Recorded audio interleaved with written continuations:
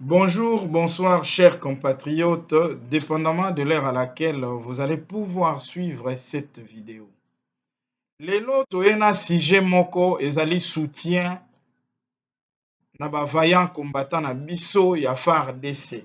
Comme vous pouvez le constater, nous en tenue militaire pour soutenir les forces armées na biso.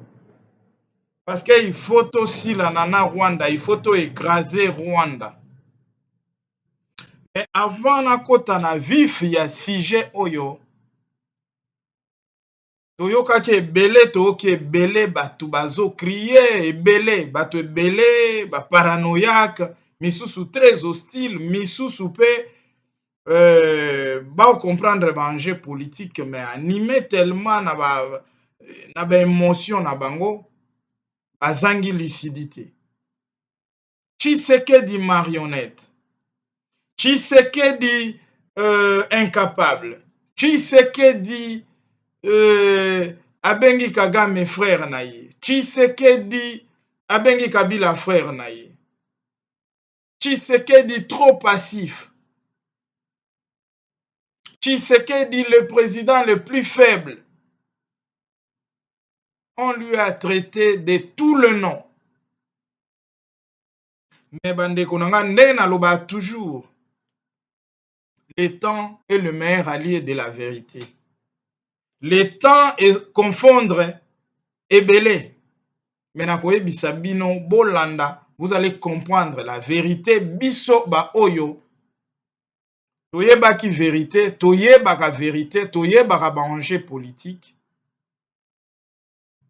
Yango tozwa ata na biso, on n'est pas là pour soutenir les individus. On soutient ce qui est bien, on applaudit, ce qui n'est pas bien, on critique. Mais la politique, la chose la plus importante dans la politique, c'est les stratégies. So ba stratégie eza te eza mobulu.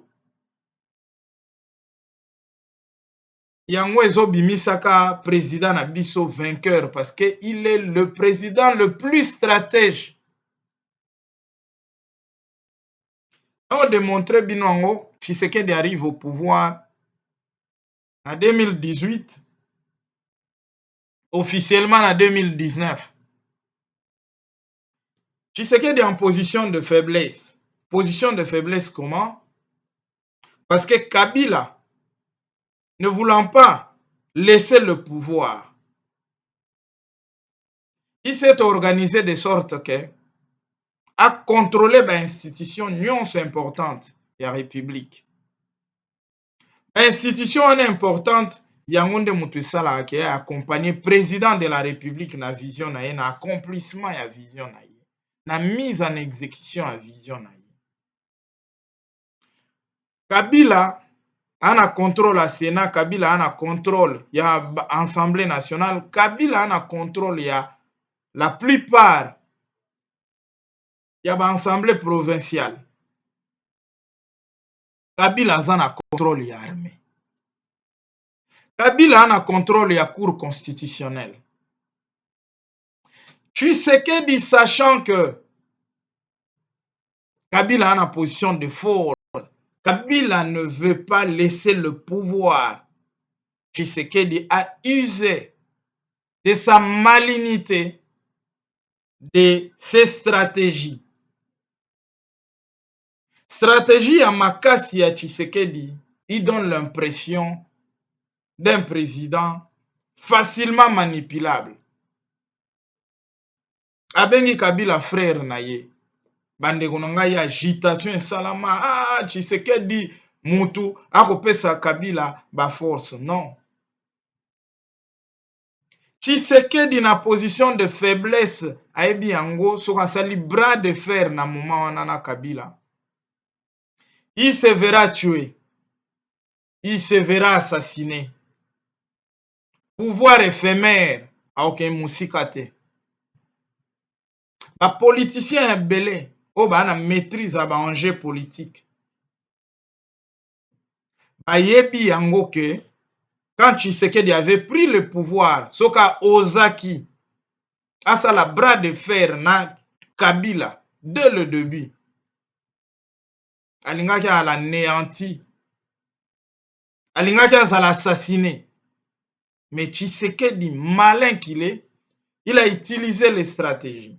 Ba stratégie wana bandeko, yango bomoni tango Tshisekedi azo benga Kabila mon frère. Elingi koloba te kalingi Kabila kolenga ba Congolais. Bandeko na ngai ezalaka mingi biso. Tozalaka so toza paranoïaque, so toa négatif, so toa hostile, toperdaka na ba potentialité, na ba capacité tozalaka nango mpona réfléchir.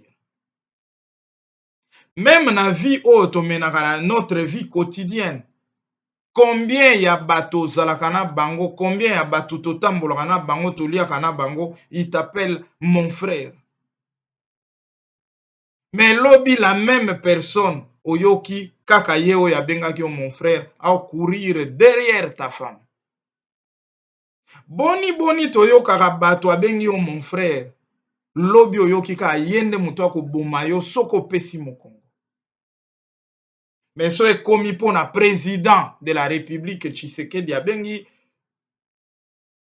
mon frère, abengi Kabila.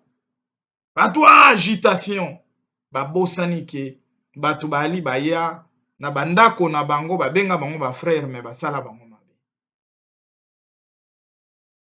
Et combien Kagame, le parrain de Kabila,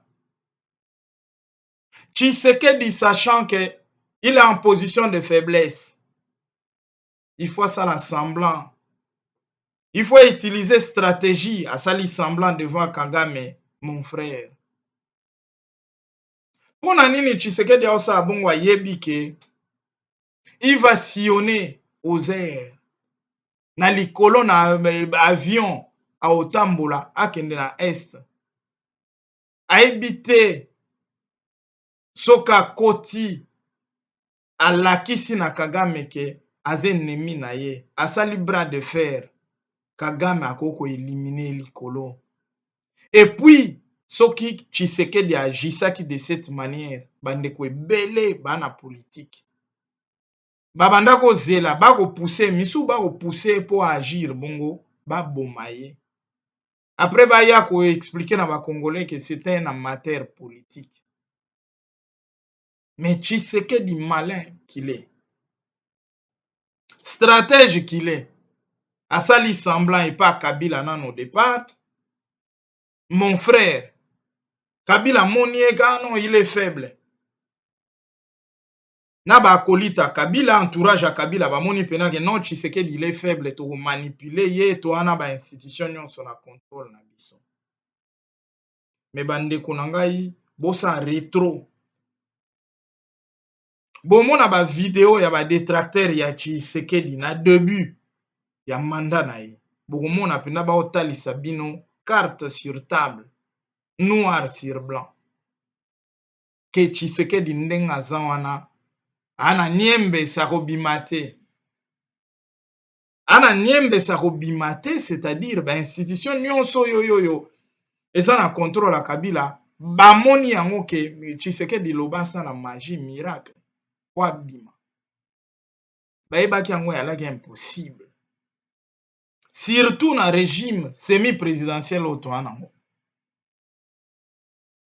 Mais, chers compatriotes, Félix Tshilombo Tshisekedi a fait preuve de quoi? C'est un grand stratège, c'est un grand diplomate. Akena Kabila tout doucement, ndenge boyebi, a renversé Assemblée nationale, a renversé Sénat, a renversé Cour constitutionnelle, a déboulonné Kabila na batu na ye. Kabila ayant cru que fallait zonga ka ndengwana alinga ocha Tshisekedi mopanzi. Mais suki wana te bandeko na ngai, Tshisekedi très malin, il arrive ayebi na armée mutu te, ayebi nani anani te, armée na biso infiltré depuis des décennies et des décennies.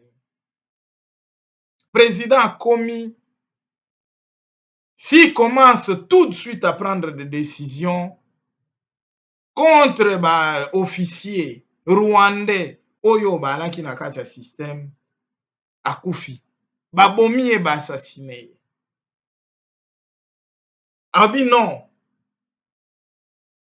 il faut asala équipe ya espionnage Tshisekedi avait constitué une équipe ya espionnage na kati ya armée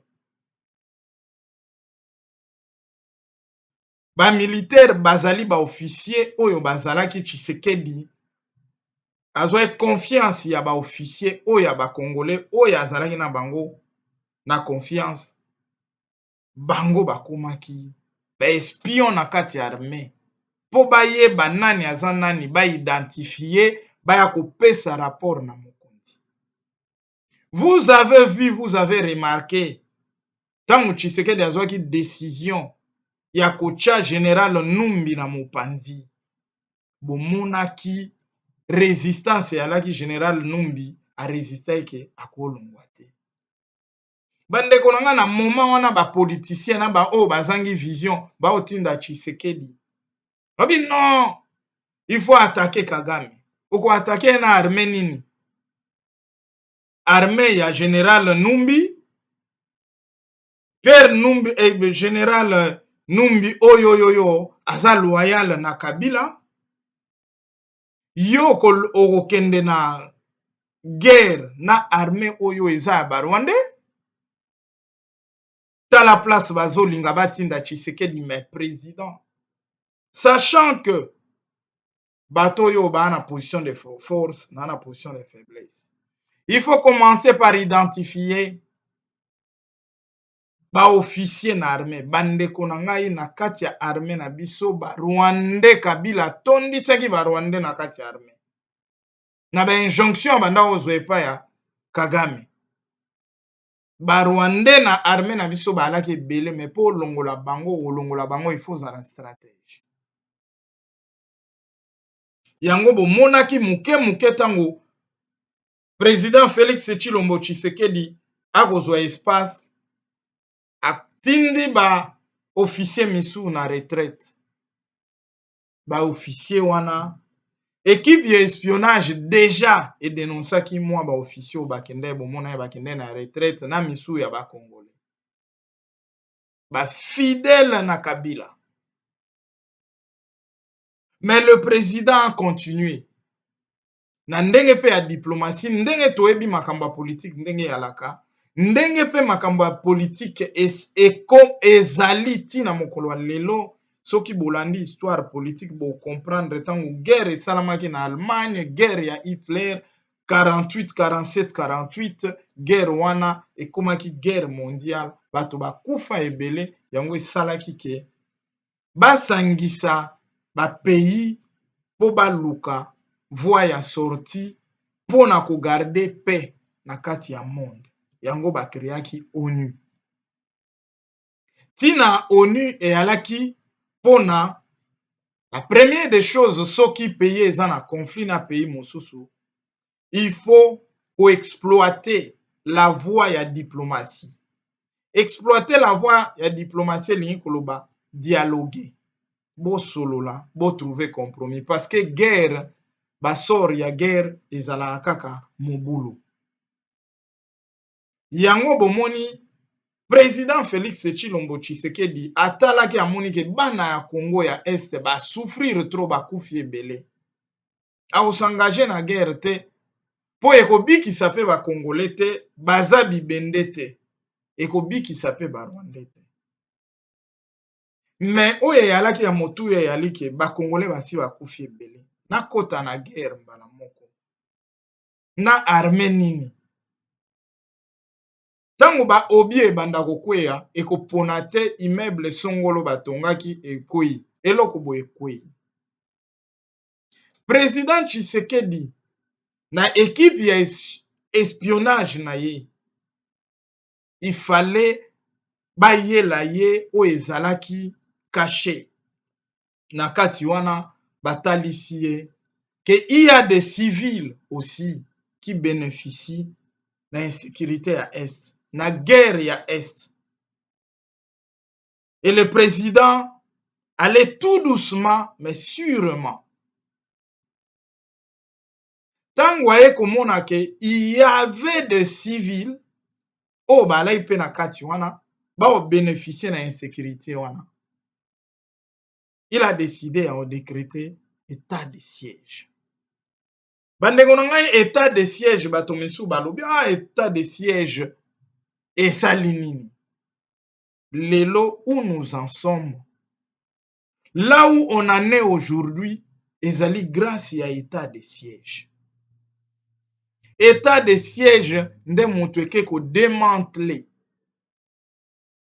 ba réseau civil, ba réseau militaire o ezali na est kuna e opéraka o e bénéficiaka na insécurité à est.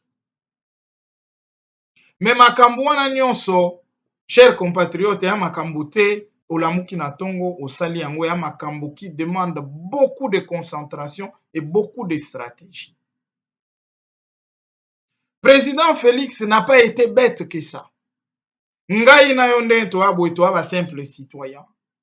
Lobi soko ozwi chance okomi président de la République. Langage otenaka soko ozali libanda. Eza le même langage ete okotenir so okomi président de la République parce que mboka ezali famille te. Mboka ezali mokili mobimba oyo ozokumba. Donc quand tu prends une décision, il faut décision ane ezala éthique. Il faut ezala décision oyo ozomona ke majorité ya peuple na yo bakozala satisfait. Décision bazwaka yango te avec la minorité. C'est une minorité qui disait au président kende na guerre, Rwanda ya pays moquin. Mais guerre okubanda yango nazongela toujours botala na Russie. Ebele balobaki awa Poutine na espace ya une semaine a aussi là na Ukraine. Où nous en sommes aujourd'hui? Toleki un mois. Et aussi, pour nous rappeler bino par rapport à frère, mon frère, combien ba occidentaux na ba problème o ezalaka ya biso ya est ya insécurité bandeko na biso ba okufa ba occidentaux ils font semblant comme quoi que ça la bango pasi parce que ça fait partie ya ba stratégie politique. Mais bango mutu ba bénéficiaire ya insécurité wana, mais quand ils parlent ils font semblant comme si balaki na Congo ba na souci ya insécurité na Congo. Regarde là où les occidentaux ba na souci ils en Ukraine. Parce que ya bandeko na bango. Bomoni réaction quand il s'agit des problèmes africains, ba compatir na ba discours. Mais quand il s'agit d'un problème où ils ont engagé ba frère na bango, oyo ba conséquences, ba effet et kozala directement na bamboka na bango, ils donnent les armes, ils soutiennent avec les armes. Na Congo ba bomaka bazo boma mikolo nyonso, mais les occidentaux quand ils tiennent des discours au yoka baza contre ce qui se passe dans l'Est à Congo. Mais ils n'ont jamais pris une initiative concrète pour en faire face à la réalité. Le président de la République, très stratège et très malin, a dit non, il faut que je prenne mon temps. Yango bomoni, tango ba démanteler, ba réseau nyonso, ya ba civil, ya ba militaire. Le président de la République s'est senti en position de force. Tant à se sentir en position de force, c'est à ce moment-là, yebi ke na minito yo, na armée, na si na anéantir bato Kabila. Na armée, na anéantir déjà ba Rwandais. Na armée, ndenge zawana armée ndenge ya boye, na kosala ngo confiance. Eza na ba elema mingi o bazawana ba elema o ya ngai na yebi bango depuis que na pouvoir. Na confiance na bato wana. C'est ainsi que le président de la République a haussé la voix. C'est ainsi que le président de la République a haussé le ton. Basala makambo, vite en besogne, te pour satisfaire une minorité à bateau animée na mauvaise foi, peut-être croyant que baebi est belé, d'autres souhaitant c'est que président a ça la erreur, et puis babenga sabino que c'est un amateur politique, azoe pouvoir wana na ndenga bien te yangwana asukeli ndengwana. Mais Félix Tshilombo Tshisekedi, ce que je vis en lui, c'est à quoi je crois en lui. Isaac, il aime le Congo et il aime les Congolais. Il a le souci de transformer ce pays. Il a vraiment ses soucis. Si ça ne dépendait que de lui seul, le Congo changera. C'était un peu ça. Moko ya balobeli na bino, mwana ya Kingston, mwana ya Kingabwa, Richard Ringo Tshimanga était là pour essayer un peu d'apporter la lumière là où il y avait l'ombrage, là où il y avait l'obscurité, afin que ceux qui ne pouvaient pas voir puissent au moins voir. Richard Ringo Tshimanga était là pour essayer un peu d'expliciter les choses qui ont été mal interprétées par les uns les autres, animés de mauvaise foi. Comme le Congo nous appartient tous, le Congo c'est notre préoccupation, nous parlerons du Congo. Nous ne sommes pas là pour soutenir les individus, car les individus ou l'homme passera, mais le Congo restera. Merci, vous êtes toujours connecté. Vraiment, mapinga na biso, FARDC, toi na sima na biso, na sima na bino, elongeza na biso. À bientôt. Bye.